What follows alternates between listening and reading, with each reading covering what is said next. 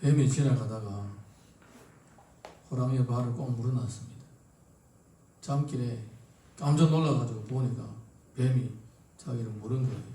그래서 호랑이가 열받아가지고 이런 뱀 죽어가라고 앞발로 탁 때리니까 뱀이 싹 피했어요. 그리고 싹 지금 개가는 거예요. 막 도망가는 거예요. 그래서 호랑이가 뒤에서 때려잡겠다고 두 발을 이리 치고 저리 치고 해도 뱀이 이렇게 저렇게 저렇게 오불꼬불 막 도망가는 거예요. 그래서 뱀이 가다가 싹 물 안에 들어가 버렸어요. 냇가에 가가지고. 그래서 호랑이가 열받아가지고 오늘 내가 나오는 거 안 나오는 거 내가 기다려보겠다. 그래서 물가에 딱 기다리고 있었습니다. 한참 있다 거북이가 나옵니다. 거북이가 나왔더니 호랑이가 다짜고짜 앞발로 딱 이제 거북이를 때리면서 하는 말이, 이놈 네가 조끼를 입고 나왔다고 내가 모를 줄 알아? 그랬대. 오래전에 재밌게 들었던 이야기죠. 조끼를 입고 나왔다고 내가 모를 줄 알았느냐? 그랬대. 학교 가면 학생들은 교복이 있습니다. 그 교복을 보게 되면 쟤는 학생이구나. 군대 가면 군대에는 또 군복이 있습니다. 군복을 보면 군대구나. 그렇게 알 수가 있습니다. 2차 세계대전 때에 가장 멋있던 군복, 독일 사람들이 군복이었답니다. 독일 사람들이 군복. 반듯하고 단추도 딱 정연하고 모자도 아주 멋지고 그랬답니다. 그런데 독일 사람들은 평시에도, 독일 군인들은 평시에도 그 옷을 입고 전쟁할 때, 싸움을 할 때도 그 옷을 그대로 입었답니다. 그러니까 항상 그 군복을 입고 다닌 거예요. 근데 미국 사람들은, 미국 군인들은 그렇지 않았대요.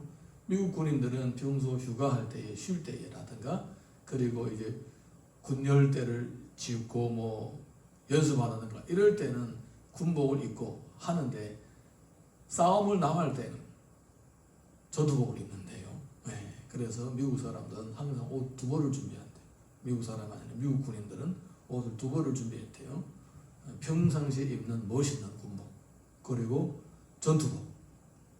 정말 전쟁 나가서 먼지와 땀 가운데서 피 흐르는 가운데서 싸울 때 군복은 편하게, 그리고 옆에 있는 색깔하고도 비슷하게 이렇게 그렇게 전쟁 현 상황에 맞게끔 옷을 이렇게 색깔도 바꿔가고 이렇게 입었대요. 그래서 항상 두 벌로 이랬답니다. 성도에게는 특별한 신분이 있습니다. 그 신분이 바로 하나님의 자녀라는 것입니다. 할렐루야. 하나님의 자녀라는 증거가 있습니다. 군인들이 군복 입고 학생들은 학생복 입고 병원의 의사들은 의사의 의복을 입는 것처럼 성도들에게도 신분을 나타내는 특별한 것이 있습니다. 그러면 뭐 성도들이 특별한 옷을 만들어 입었는가? 옛날에 바리새인들처럼 기다란 옷에다가 옷 끝에다가 술을 달고, 그리고 이마에다가 성경의 박스를 달고 다녔느냐? 그런 게 아닙니다. 성도에 나타나는 증거, 성도의 신분을 나타내는 증거가 바로 성도의 거룩한 행실이라는 것입니다. 할렐루야. 어떻게 저 사람이 하나님의 자녀고 남다른 천국 백성인지 겉을 보고 판단하는 것이 아니라 일상생활을 보고 판단한다는 것입니다. 성도는 시간이 되면 예배를 드립니다. 때가 되면 예배를 드립니다. 주일 예배도 드리고 새벽 기도회도 하고 또 주중 예배도 합니다. 그래서 성도들은 예배를 열심히 드리구나. 근데 그것뿐만 아닙니다.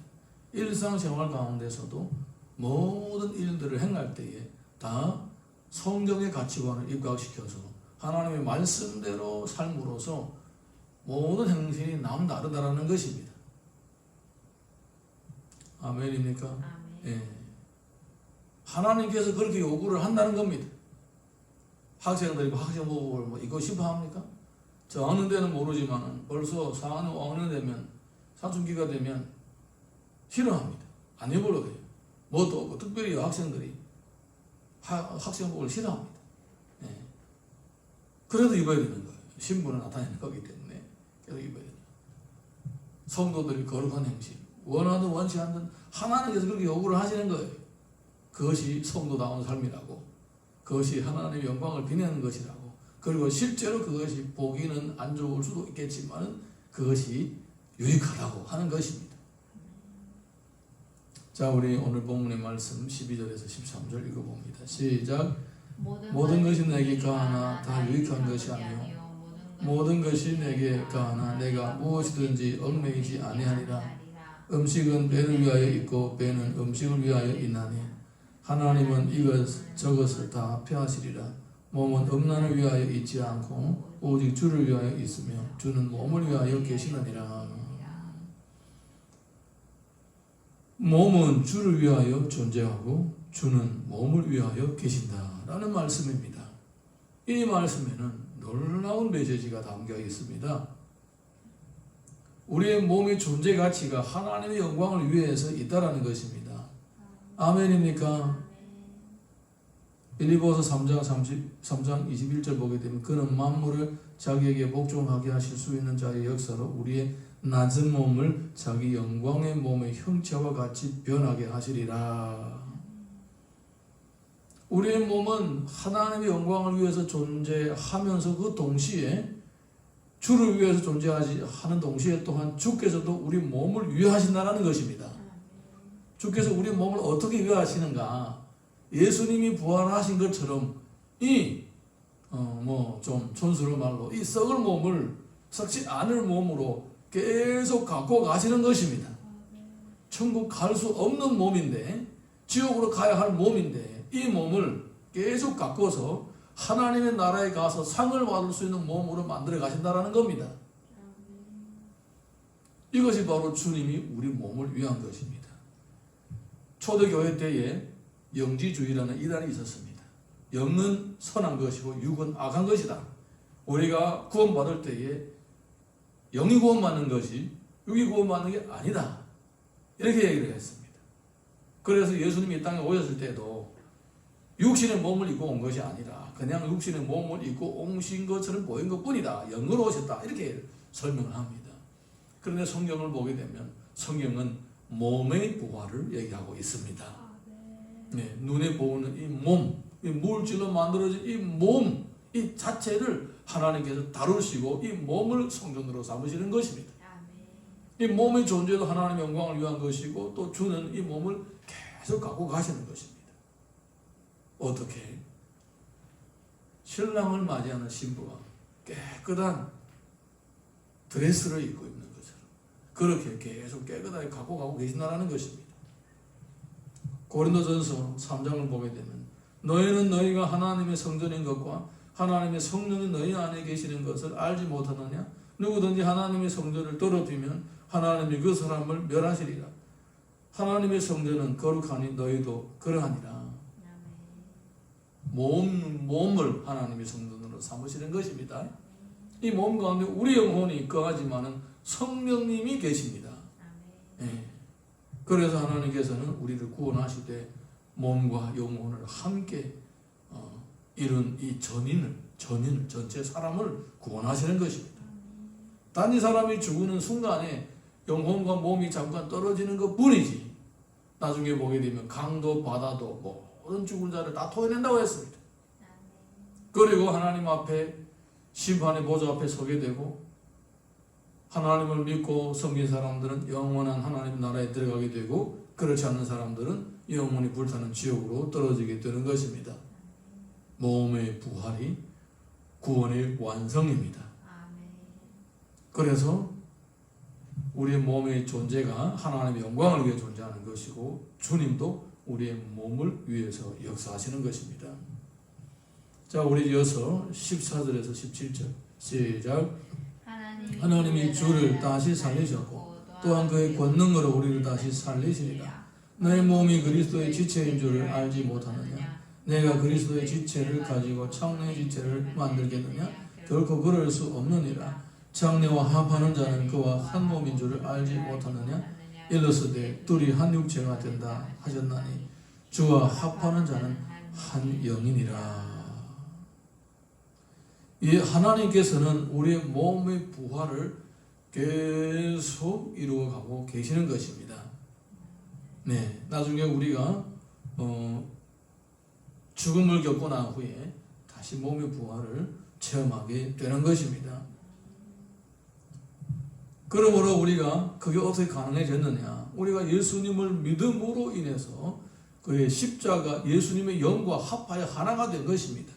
예수님을 믿음으로 인해서. 그리고 예수님의 영이 우리 안에 들어와 계심으로 우리가 주님과 몸으로도 하나가 된 것입니다. 이 얼마나 놀라운 은혜입니까? 영으로도 몸으로도 주님과 하나가 된 것입니다. 어떻게? 내가 예수님을 믿고 성령을 받아들임으로 인해서 내가 교회의 머리가 되신 예수님의 몸된 교회의 하나의 지체가 된 것입니다. 그러니까 내가 예수님의 몸을 구성하는 하나의 지체인 것입니다. 이렇게 거룩한 자로 여김을 받고 부르심을 받은 것입니다.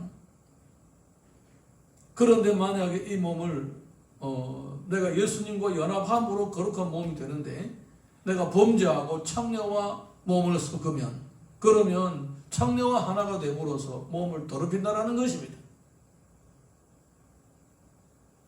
말라기 2장 15절 보게 되면 그에게는 영이 충만하였으나 오직 하나를 만들지 아니하셨느냐? 어찌하여 하나만 만드셨느냐? 이는 경건한 자손을 얻고자 하심이라. 그러므로 내 심령을 삼가 지켜 어려서 맞이한 아내에게 거짓을 행하지 말지니라. 부부는 한 몸입니다. 성경에서는 결혼의 궁극적인 목적은 바로 경건한 자손을 얻기 위한 것이라고 말씀하고 있습니다. 예. 그러니까 영이 충만한데도 일부 일처제를 처음부터 하나님께서 명령하신 것입니다.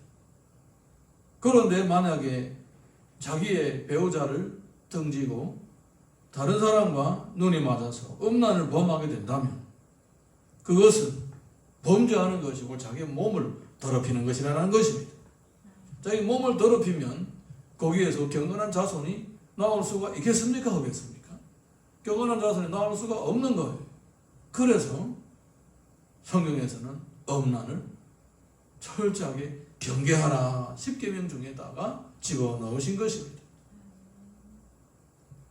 로마서 1장 24절 보게 되면 그러므로 하나님께서 그들을 마음의 정욕대로 더러움에 버려 두사 그들의 몸을 서로 욕되게 하게 하셨으니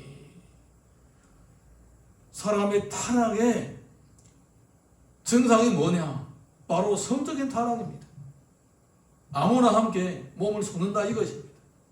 성경에서는 일부 일처제를 만들어 놓으셨는데 하나님께서는 그렇게 정하셨는데 그냥 육신의 정욕이 불타오르는 대로 누구든지 대상은 상관이 없어요. 예, 그게 바로 성경에서 말하는 전형적인 타락성이라는 것입니다. 소돔 고모라도 성적 타락 때문에 망한 것이고 폼페이 도시도 로마의 폼페이 도시도 성적 타락 때문에 망했습니다. 모든 지역과 문화도 결국은 성적 타락이 심화되면 망하게 되는 것입니다. 왜 그러느냐? 그것은 몸을 더럽히는 죄이기 때문입니다. 히브리서를 보게 되면 이 뜻을 따라 예수 그리스도의 몸을 단번에 들이심, 예수 그리스도의 몸을 단번에 들이심으로 말미암아 우리가 거룩함을 얻었노라. 우리는 죄악된 몸입니다. 죄악된 몸입니다. 뭐 음란, 음행 이런 것뿐만 아니라 기타 다른 죄도 많이 들어차 있습니다. 그러므로 이 몸으로 절대로 하나님 나라에 갈 수가 없습니다. 어떻게 하나님 나라에 간다라고 호언장담하고 있느냐?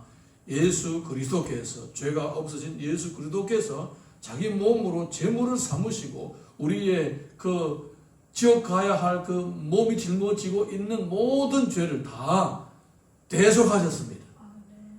할렐루야.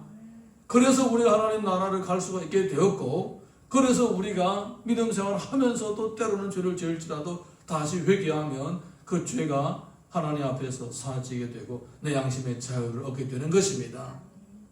얼마나 놀라운 은혜입니까? 예, 거룩한 이 몸에 참여하게 될 뿐만 아니라 더러워져도 또다시 거룩해질 수 있는 그러한 은혜가 보장되어 있다는 것입니다. 그러니까 예수님을 믿는다는 것은 인생의 최대의 복입니다. 예수님을 믿는 것보다 더 큰 복은 이상은 없습니다. 설날에 되면 새 옷 입는 것도 기쁨이고 뭐 월급을 많이 타는 것도 기쁨이지만 매일매일마다 우리 가운데 임하시는 이 속죄의 은혜가 얼마나 놀라운지 모릅니다. 예, 이 속죄의 은혜 때문에 우리가 매일매일마다 기쁘게 살아갈 수 있고 감사하게 살아갈 수가 있는 것입니다. 우리는 실제로 죄를 싫어합니다. 그리고 죄를 미워합니다. 그렇지만 육신이 연약해서 100% 죄와 철저하게 단절하고 그렇게 살아가기가 참 힘듭니다. 그래서 때로 죄의 유혹에 빠지기도 하지만 육신의 정욕과 안목의 정욕과 이생의 자랑에 빠져서 범죄하기도 하지만 속죄에 모든 은혜가 있기 때문에 또다시 거룩함을 도전하고 우리의 몸을 부활의 몸으로 만들어 가시는 그 주님의 뜻에 합한 삶을 살기로 또다시 다짐을 하게 되는 것입니다. 얼마나 큰 은혜인지 모릅니다. 그런데 만약에 우리가 이 은혜의 장치가 다 마련되어 있는데도 그냥 방종하게 살아간다면 그것은 하나님으로부터 벌을 받아야 마땅하다는 것입니다. 그래서 고린도전서 6장을 보게 되면 마땅히 하나님께서 그를 멸하실 것이다 이렇게 말씀하시는 것입니다. 자, 우리 이어서 18절에서 20절 읽습니다. 시작. 음행을 피하라. 사람이 범하는 죄마다 몸 밖에 있거니와 음행하는 자는 자기 몸의 죄를 범하느니라. 너희 몸은 너희가 하나님께로부터 받은 바 너희 가운데 계신 성령이 전인 줄 알지 못하느냐? 너희는 너희 자신의 것이 아니라 값으로 산 것이 되었으니 그런즉 너희 몸으로 하나님께 영광을 돌리라. 자신의 몸으로 죄 짓는 데 쓰지 말고 하나님께 영광 돌려야 합니다. 민수기를 보게 되면 이스라엘 자손에게 전하여 그들에게 이르라. 남자나 여자가 특별한 서원 곧 나실인의 서원을 하고 자기 몸을 구별하여 여호와께 드리려고 하면 자기 몸을 구별하는 모든 날 동안 그는 여호와께 거룩할지니라. 구약에서는 자신을 하나님께 드리고 주님의 일에 하기를 원한다면 나실인으로 자신을 구별하라고 합니다. 그럼 나실인이라는 구별의 표시가 뭐냐? 첫 번째는 머리를 깎지 않습니다. 두 번째는 포도주나 포도나무에서 나는 모든 것을 먹지 않습니다. 세 번째는 죽음을 심지어 죽은 벌레까지도 만지지 않습니다. 그렇게 항상 조심합니다. 겉으로 보기에도 저 사람은 나실인이구나 알 수 있을 정도로. 왜 내가 나실인이라는 표를 내야 되는가? 왜 그렇게 표시를 내야 되는가? 내가 하나님께 드려져 있다는 것입니다. 하나님을 섬기고 전적으로 지금 하나님을 섬기고 있다는 증거를 내므로서 다른 사람들이 나를 통하여서 하나님을 믿는 사람들의 모습은 세상과는 달라야 된다는 것을 보여주기 위한 그러한 시청각의 교제라는 것입니다. 성도의 몸은 하나님께 드려진 몸입니다. 그러므로 그 드려진 자로서의 합당한 삶을 살아야 됩니다. 성도의 거룩한 행실이 바로 우리가 하나님께 드려졌다는 증거입니다. 그래서 우리가 처음 교회 나올 때하고 예수 믿은 지 5년, 10년 됐는데도 아무런 차이가 없다. 행실의 변화가 없다. 이러면 성도의 표가 없는 것입니다. 그러면 정말 회개를 해야 되고 심각하게 생각해야 됩니다. 그리고 또 내가 예수님을 믿는데도 불구하고 안 믿는 사람과 똑같게 산다면 그거는 내가 지금 예수님을 믿는 표가 없다는 것입니다. 뭔가가 달라야 됩니다. 뭐가 달라야 되겠습니까? 하나님을 섬기는 일에 하나님께 자신을 드림으로써 남다른 삶을 살게 되는 것입니다. 고린도전서 10장 31절 보게 되면 그러므로 너희가 먹든지 마시든지 무엇을 하든지 다 하나님의 영광을 위하여 하라. 삶의 목표가 분명해야 됩니다. 나보다 좀 더 잘 살고 좀 더 편하게 살고 나보다 좀 더 많이 가지는 삶에다가 목적을 둔다면 목적 자체가 성경적인 가치관에 따르지 않는다면 그러면 어떻게 자신을 구별할 수 있겠느냐 이 말입니다. 여러분, 성도의 제일 된 목적은 바로 하나님의 영광을 위해 사는 것이고 영원토록 그를 즐거워하는 것입니다. 여기에다가 초점을 맞추지 않는다면 아무리 믿음의 생활을 살려고 애를 써도 목표가 제대로 되어 있지 않은데, 목적지가 다른데 어찌 예수 그리스도의 향기가 나타날 수가 있겠습니까? 예, 그거는 불가능한 것입니다. 그러므로 우리가 항상 내가 지금 방향이 제대로 설정되어 있는지, 내가 지금 무엇을 위하여 살아가고 있는지 항상 확인해야 될 줄 믿습니다. 고린도전서 12장 17절 보게 되면 너희는 그리스도의 몸이요 지체의 각 부분이라. 성도는 그리스도와 한 몸입니다. 거룩한 몸에 동참하게 되었습니다. 얼마나 놀라운 축복이고 특권인지 모릅니다. 그래서 로마서 12장 1절 보게 되면 그러므로 형제들아 내가 하나님의 모든 자비하심으로 너희를 권하노니 너희 몸을 하나님이 기뻐하시는 거룩한 산제물로 드리라. 이는 너희가 드릴 영적 예배니라. 우리 자신의 몸을 하나님이 기뻐하시는 거룩한 산제물로 드리라는 것입니다. 이 몸을 영이 아닙니다. 영이 아닙니다. 몸을 하나님 앞에 산제물로 드리라는 것입니다. 마음으로 주님을 믿으면 되지. 어디 가는 마음으로 주님을 담고 있으면 되지. 그렇지 않습니다. 주님은 몸을 드리라고 하는 것입니다.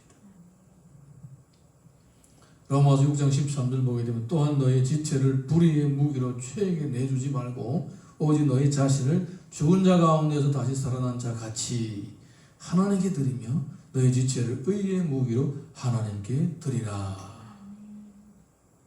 자신을 하나님의 의를 이루는 도구로 사용하십시오. 그러면 내가 하나님 앞에 온전히 드려지게 되고 그 나타난 행실로 인해서 또 많은 사람들이 저 사람은 진짜 하나님을 믿는 사람이 맞구나 이렇게 심지어 외인, 이방인들에게도 인정받게 되는 것입니다. 신분을 나타내는 것이 가장 좋은 효과가 가시적 효과가 옷이라고 합니다. 그런데 성도는 그렇지 않습니다. 성도의 신분을 가장 잘 나타내는 가시적인 그런 효과가 바로 성도의 바른 행실이라는 것을 꼭 명심하시기 바랍니다. 그러므로 이 몸을 주님께 드려 오늘도 하나님께 영광 돌리고 또 성도의 특권을 누리고 뿐만 아니라 평생 이 몸을 주님이 원하시는 대로 잘 갖고 감으로써 부활에 합당한 그러한 몸으로 살아가시기를 예수님 이름으로 축복합니다. 우리 함께 찬양 하나 부르고 기도하겠습니다.